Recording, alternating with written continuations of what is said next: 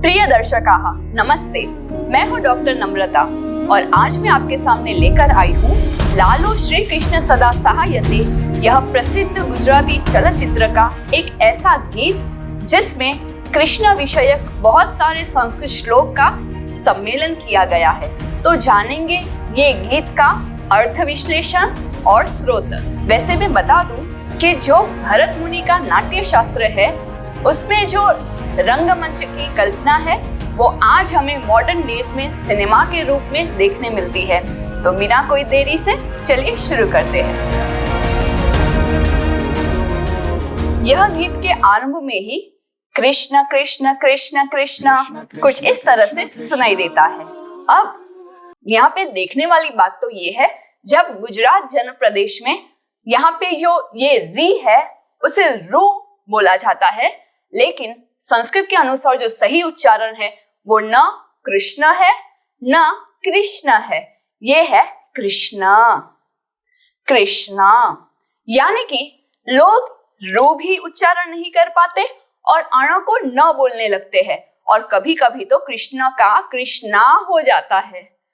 तो बिना कोई गलती के यहाँ पे गायक ने कृष्ण इस शब्द का उपयोग करते हुए स्टार्ट किया है। वैसे कृष्ण का अर्थ क्या होता है, क्या आप जानते हैं? कृष्ण यानी आकर्षयति इति कृष्णः, जो हमारा हृदय खींच करके ले जाता है, खुद की ओर आकर्षित करता है, वह है कृष्ण। फिर आता है कृष्णम वंदे जगत गुरुम।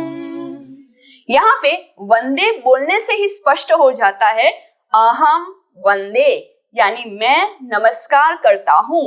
मैं किसे नमस्कार करता हूँ? अहम कृष्णम वंदे, मैं कृष्ण को नमस्कार करता हूँ। ये कृष्ण कैसे है? जगत गुरुम, यहाँ पे आधा द नीचे ग और उ, जगत गुरुम यानी कि जगतः गुरुहु, जगत गुरु, संपूर्ण जगत के जो गुरु स्थान पर है, सबके स्वामी है, वैसे श्री कृष्ण को मैं वंदन करती हूँ। इसी वंदे क्रियापद का कंटिन्यूएशन आगे मिलता है कि कैसे कृष्ण को मैं वंदन करती हूँ। तो जो माधव है और त्रिभुवन जन प्रिय है। अब माधव शब्द हम कृष्ण के साथ संबंध तो रखते हैं कि अच्छा ये कृष्ण का नाम है, लेकिन कैसे, चलिए आज जानते हैं।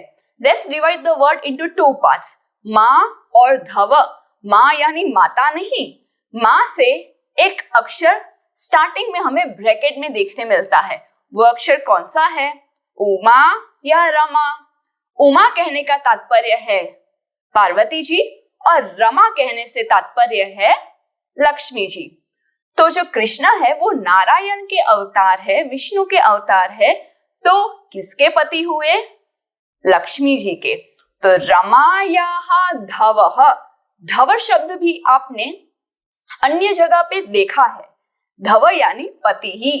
तो रमा के जो पति है रमायाः धव, वैसे कृष्ण को मैं नमस्कार करती हूँ।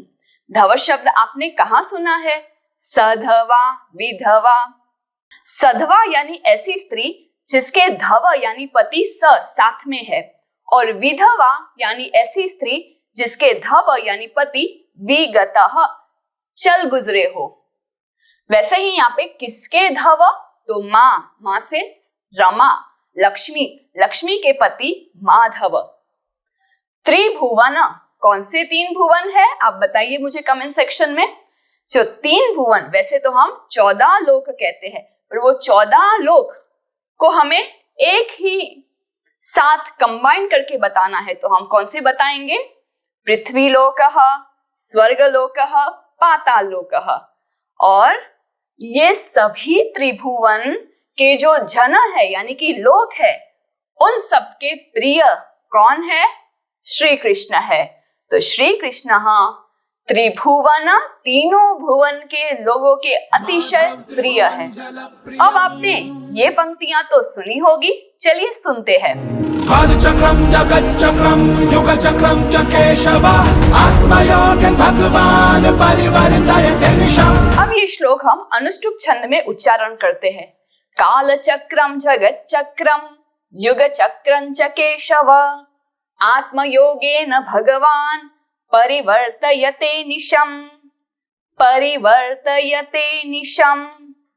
ये जो अ आकार है अवग्रह, उसका उच्चारण हमें ड नहीं करना है, वो एक्चुअली अ है जो हमें स्किप करके निशम बोलना है। अब ये कहाँ का श्लोक है? क्या गीत के रचनाकार ने वह स्वयं यह श्लोक बनाया है? तो नहीं, ऐसा नहीं है। हमारे इतिहास ग्रंथ में महर्षि वेदव्यास लिखित महाभारत के उद्योग पर्व में यह श्लोक आता है। उद्योग पर्व में टू बी प्रिसाइज 68 नंबर का अध्याय और 12वें नंबर का यह श्लोक है, जिसका अर्थ है भगवान परिवर्तयते। भगवान जो है वो परिवर्तन करते हैं। क्या परिवर्तन करते हैं? तो चक्रम। कौन से चक्रों को भगवान केशव परिवर्तन करते हैं? तो पहला है काल चक्रम, दूसरा है जगत चक्रम और तीसरा है युग चक्रम। इन तीनों चक्र को भगवान कब परिवर्तन करते हैं? एक बार टर्न कर दिया फिर बैठ गए? नहीं, अनिशम यानी सर्वदा, सदा, कंटिन्यूअसली। अनिशम, अनिशम में अ यानी नहीं और निशम यानी रात नहीं, तो इसका अर्थ हुआ सर्वदा। और अगर यहाँ पे ई दीर्घ होता तो अनीशह और अनीशा, अच्छे से आप बेबी बॉय और गर्ल को नेम दे सकते हैं जिसका मीनिंग है विष्णु, जिसका कोई ईश नहीं है, वो स्वयं ईश है। लेकिन यहाँ पे रस्व ई के कारण अनिशम शब्द का अर्थ हुआ सदा सर्वदा। अब भगवान ही है जो ये सभी चक्र हमेशा परिवर्तित करते हैं, चेंज करते हैं, चलाते रहते हैं। पहला है काल चक्रम। काल एक सेकंड से लेकर के बहुत युगों तक का समय, ये सभी चक्र वन आफ्टर द अदर, कौन से दिन आने हैं, महीने आने हैं, कौन से साल, फिर डिकेड, सेंचुरीज से लेके कितनी सारी गणना है जो मैंने अपने सिंप्लीफाइड संस्कृत ग्रामर वीडियो में कवर की है। लिंक डिस्क्रिप्शन बॉक्स में है। If you are interested to know more about that, वो आपको देखना चाहिए। नेक्स्ट है जगत चक्रम। संपूर्ण जगत का चक्र कौन चलाता है? केशव, श्री कृष्ण। और सभी युगों का चक्र भी केशव चलाते हैं। कैसे चलाते हैं? आत्मयोगेन, आत्मयोग से वो चलाते हैं। उन्हें धक्का नहीं मारना पड़ता कोई भी चक्र को, वो खुद ही अपने आत्मयोग के द्वारा सभी चक्र कंटिन्यूअसली चलाते हैं। And this is the main श्लोक जब इस मूवी में श्री कृष्ण की एंट्री बताई गई है। गीत रचनाकार ने बहुत ही अच्छा एक श्लोक पसंद किया है जो आप में से बहुत का परिचित श्लोक होगा। चलिए सुनते हैं। कृष्णाय वासुदेवाय हरये परमात्मने प्रणतः क्लेशनाशाय गोविंदाय नमो नमः। अब चलिए इसी को अनुष्टुप छंद में गाकर देखते हैं। कृष्णाय वासुदेवाय हरये परमात्मने प्रणतः क्लेशनाशाय गोविंदाय नमो नमः।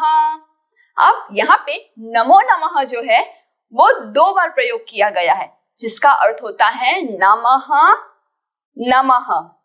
आपको नमन है, आपको नमन है। किसे हम नमन कर रहे हैं? तो यहाँ पे सभी शब्द में संस्कृत व्याकरण के अनुसार चतुर्थी विभक्ति है कि हम इनके लिए नमस्कार करते हैं। वैसे तो सभी यहाँ पे नाम श्री कृष्ण के ही है, लेकिन एक एक समझते हैं। कृष्णाय नमः यानी ऐसे कृष्ण जो हमारा मन आकर्षित करते हैं, उन्हें नमस्कार। वासुदेवाय नमः। हमारे में से बहुत लोग अभी भी कंफ्यूज है by looking at this word. अरे वसुदेव और वासुदेव में भेद होता है। वसुदेव उनके पिताजी का नाम है और वासुदेव उनका नाम है। अब कंफ्यूज मत होना। जैसे कि जनक से आई हुई जानकी, ध्रुपद की कन्या द्रौपदी, दशरथ के पुत्र दाशरथी, वैसे ही वसुदेव से आए हुए तो उनके पुत्र का नाम वासुदेव। तो वासुदेव यानी वसुदेव के पुत्र उनको नमः। हरये जहाँ पे मुख्य शब्द है हरि, हरि यानी हरने वाला। क्या हरने वाला? हमारे सभी दुखों को हरने वाला, वैसे श्री हरि को नमस्कार। परमात्मने जिसका मुख्य शब्द है परमात्मन, पर यानी श्रेष्ठ, आत्मन यानी आत्मा। हम जीवात्मा है और वह परमात्मा है, हमारी सभी आत्माओं में से सर्वश्रेष्ठ, जिसका आदि और अंत नहीं होता है, तो वैसे परमात्मा को नमस्कार। आगे आता है ये शब्द जो इवन गायक वृंद ने भी और बहुत सारे इंटरनेट में मिलने वाले सोर्सेस गलत उच्चारण और गलत लिखते हैं। मुझे सभी जगह पे एक अशुद्ध कॉमन देखने मिला, वो अशुद्धि है प्रणत को अलग शब्द में करके विसर्ग लगाना, जो गलत है। हमें प्रणतः नहीं करना है। वी आर जस्ट सेइंग कि भगवान कैसे है जो नाश करते हैं। किसका? क्लेश का। सभी हमारी परेशानियों का नाश करते हैं, विनाश करते हैं, लेकिन सभी का विनाश करते हैं नहीं, सिर्फ प्रणत लोकों का। प्रणत में दो शब्द है, प्र यानी प्रकृष्ट और रत, ये जो अण है उसमें से न अक्षर निकलता है। नत जो आपने नतमस्तक शब्द में सुना है। प्रणत यानी ऐसे भक्त जो भगवान के शरण आए हैं, शरणागत भक्त है। तो वैसे प्रणत भक्तों के क्लेशों का नाश करने वाले भगवान को नमस्कार। आगे है गोविंदाय नमो नमः। वैसे तो गोविंद के दो अर्थ हमारे सामने आते हैं। एक, जो भगवान गोपालक वेश में थे, उनका व्यवसाय गोपालक था। गोविंदते यानी जो काउस चराते हैं। गो यानी इंद्रिय भी होता है, तो जो इंद्रिय को वश में करता है वो भी गोविंद होता है। तो वैसे गोविंद को नमस्कार। तो मुझे अब से आपसे एक प्रॉमिस चाहिए कि कभी भी आप ये श्लोक का उच्चारण करेंगे, प्रणतः को अलग ना बोलकर एक साथ ट्राई करेंगे। प्रणत क्लेश नाशाय गोविंदाय नमो नमः। और ये वाला श्लोक पर्टिकुलरली श्रीमद् भागवत महापुराण का है। स्कंद है 10th, अध्याय नंबर है 73 और श्लोक नंबर है 16। अब ये रेफरेंस में किसका रेफरेंस में दे रही हूं? श्रीमद् भागवत पुराण। अगेन वही वसुदेव वासुदेव में कंफ्यूजन। वैसे बहुत लोग भगवत गीता और भागवत पुराण में कंफ्यूज्ड है, क्योंकि दोनों में भगवत शब्द इंग्लिश के स्पेलिंग के अनुसार कॉमन देखने मिलता है। So please understand, Ved Vyas जी के द्वारा लिखे हुए 18 पुराणों में से एक है श्रीमद् भागवत महापुराण, और महाभारत का एक भाग है श्रीमद् भगवत गीता। गीता अलग है, भागवत महापुराण अलग है। ये श्लोक भागवत महापुराण में आता है। ये श्लोकों के बाद आगे का जो गीत है वो हिंदी में है। चलिए सुनते हैं। श्वास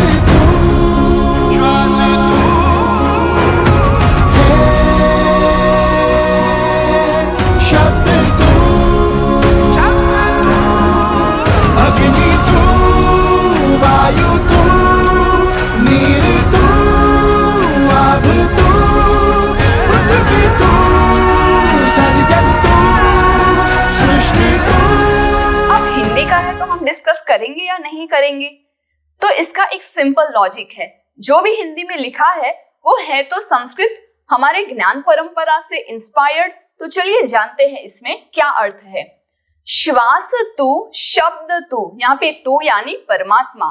परमात्मा आप ही श्वास हो यानी प्राण हो। 5 वायु होती है और सभी 5 वायु में से टॉप मोस्ट है प्राण वायु, यानी कि श्वास is the primary requirement for a जीव to sustain this life, है ना। तो बस प्राण कौन है? श्री कृष्ण आप हो, परमात्मन आप हो। आगे है शब्द तू। अब सिर्फ शब्द का उल्लेख किया है, but it is understood hidden meaning is शब्द के साथ साथ अन्य भी तन्मात्राएं ले लेनी है। हमें ये 5 सेंस ऑर्गन्स तो पता ही है ना, जो जिसे हम कहते हैं 5 ज्ञानेंद्रिय, जैसे कि कर्ण, तो कर्ण अगर ज्ञानेंद्रिय है तो उसकी तन्मात्रा है शब्द यानी साउंड। घ्राण नासिका अगर ज्ञानेंद्रिय है तो उसकी तन्मात्रा है गंध यानी कि स्मेल। नेत्र का है रूप यानी कि साइट विजन। जिह्वा का है रस यानी कि टेस्ट। और त्वचा का है स्पर्श यानी टच। ये जो पंच ज्ञानेंद्रिय है और उनकी तन्मात्रा है वो हमारे नहीं है, वो उस परमात्मा के ही दिए हुए हैं। इसीलिए यहाँ पे शब्द तो यह कहकर ही शब्द से लेके ये 5 तन्मात्राएं परमात्मा के ही रूप है। इसीलिए हमें इन ज्ञानेंद्रिय से सिर्फ अच्छे चीजों का ग्रहण करना चाहिए और अन्य वस्तु का त्याग करना चाहिए। संस्कृत में कहते हैं पंच तन्मात्रा और सीक्वेंस है शब्द स्पर्श रूप रस गंधा इति। उसी सॉन्ग में आगे पंच महाभूत के वर्णन है कि परमात्मा आप ही अग्नि, वायु, नीर, आप और पृथ्वी हो। अब इन शब्दों का संस्कृत में हम कैसे बोलेंगे? पंच महाभूतानि पृथ्वी अप तेजो वायवाकाशः। इसको स्प्लिट करेंगे तो वी विल गेट पृथ्वी अप तेजः वायु आकाशः। यहाँ पे जो अग्नि शब्द है वो हमें तेजः से पता चलता है। वायु शब्द को एज इट इज वायुः। नीर यानी पानी, जलम को कहते हैं आपः। आगे है आभ यानी आसमान, आकाशः जिसे हम इस तरह से कहते हैं। This is not the actual आकाशः कि आकाश ऊपर ही होता है, आकाश हमारे आसपास सभी जगह पे है। और पृथ्वी यानी कि अर्थ, ये जो 5 बेसिक एलिमेंट्स है जिसे हम पंच महाभूत कहते हैं वो स्वयं परमात्मा के ही रूप है जो इस गीत में लिखा गया है और शास्त्र सम्मत है। कृष्ण यजुर्वेद के नारायण उपनिषद में भी ऐसे ही उल्लेख है। अथ पुरुषो हवै नारायणो कामयत प्रजा सृजेयेति। नारायणात् प्राणो जायते मनः सर्वेन्द्रियाणि च खं वायु ज्योतिराप पृथ्वी विश्वस्य धारिणी। यहाँ पे कहा गया है कि वो पुरुष जो परम पुरुष है, परमात्मा है, वो नारायण ने अकामयत इच्छा व्यक्त की। कैसी इच्छा?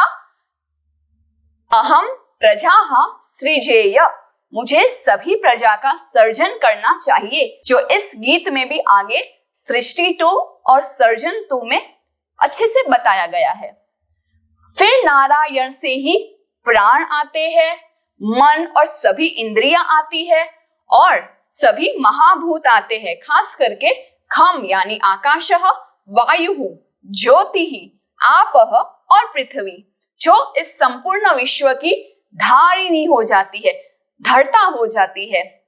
फिर आगे इसी में ही सर्जन 2 और सृष्टि 2 ये गीत के बोल है और इसमें भी कृष्ण यजुर्वेद के नारायण उपनिषद में हमने अभी अभी बताया कैसे भगवान ने इच्छा की और पूरी सृष्टि आई, यानी कि सभी जगह पे भगवान के अंश है।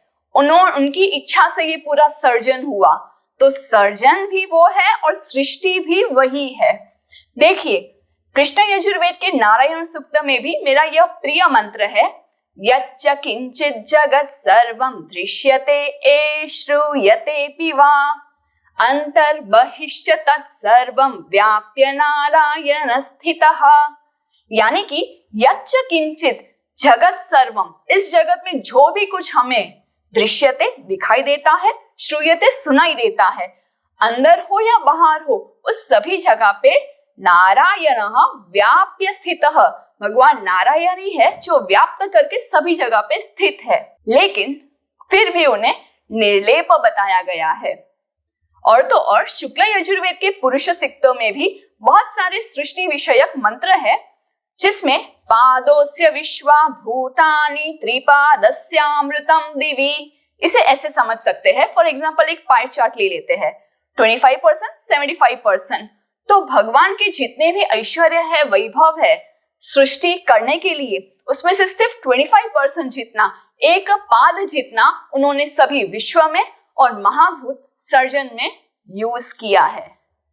बाकी का 75% is beyond our vision, creativity, expectation.